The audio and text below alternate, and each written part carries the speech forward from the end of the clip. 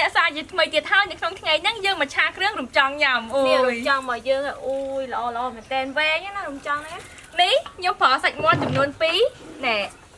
ណែអូយឡើងល្អហ្មងណាមាន់របស់យើងណាតោះឥឡូវចាប់ដើមធ្វើជាមួយពួកខ្ញុំទាំងអស់គ្នាដំបូងឡើយខ្ញុំលាងមាន់ឲ្យវាស្អាតសិន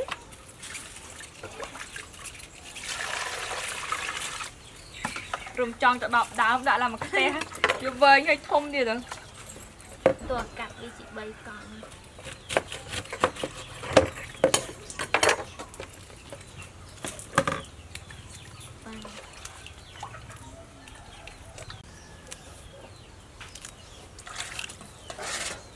អូនឹងខ្ចីហ្មងរំចង់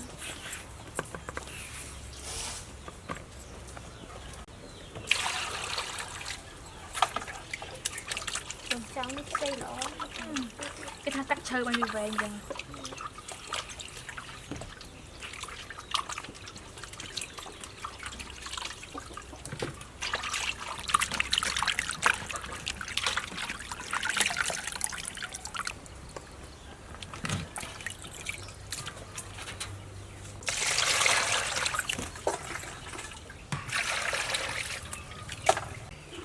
ពួយមកនេះធំណាស់គាត់ពីរឡើងខ្ញុំចង់គេនេះតាន់ខ្ចី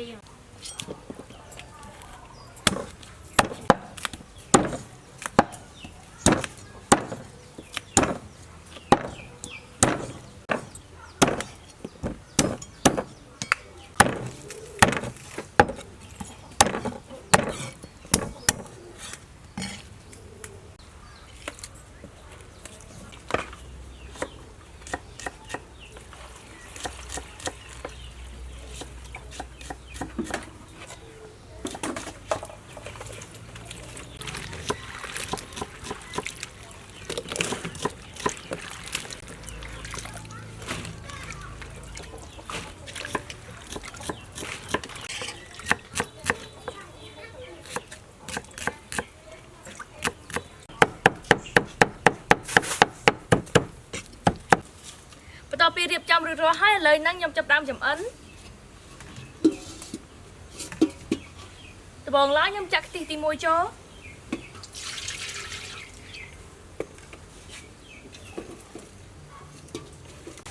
ឥឡូវហ្នឹងខ្ញុំដាក់ម្ទេសចិញ្ច្រាំចូល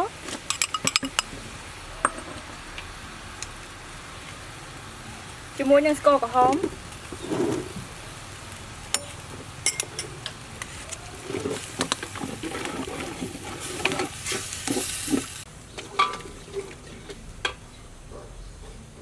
បន្តិចខ្ញុំដាក់គ្រឿងបុកចូល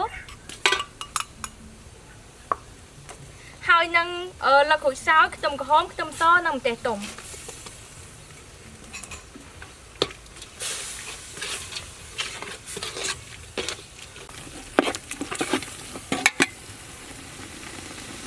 ដាក់ភពចិញ្ច្រាំចូល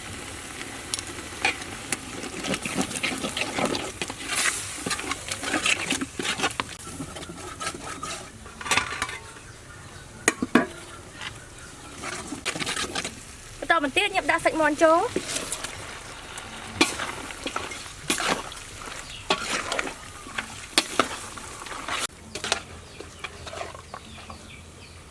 ឥឡូវនេះខ្ញុំដាក់ទឹកត្រីចូលបន្តបន្តិចខ្ញុំដាក់ខ្ទិះដូងទី2ចូល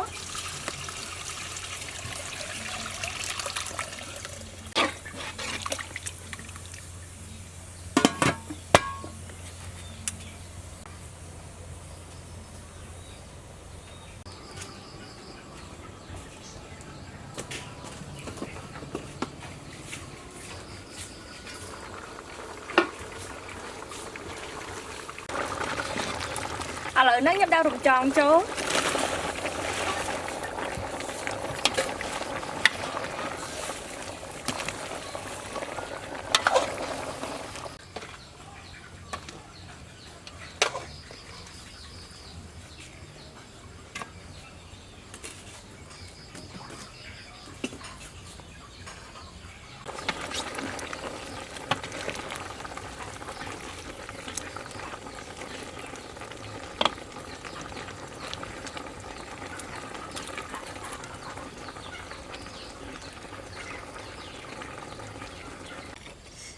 là chui mà hết ôi lồng trắng nhá đó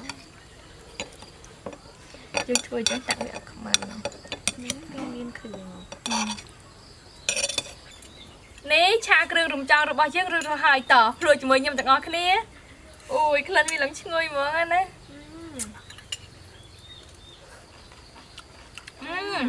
cho một đứa này ăn nữa nằm tầm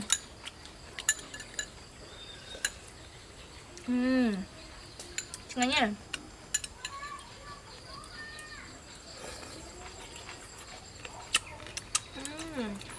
thật ngon mà giống nào chuyện nó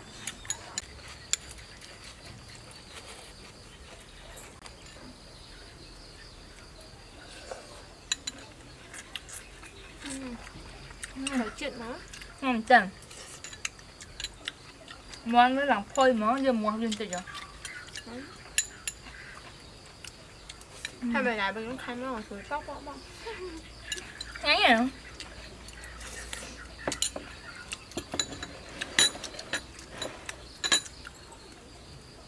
เอาก็แน่แต่เอาเนี่ยสำหรับการเจอตัวสนาวิดีโอเราบอกพวกเข้มตั้งปีนี้ hai chuột cho mỗi phố nhâm được nấu vịt ok rồi được ok chào bye bye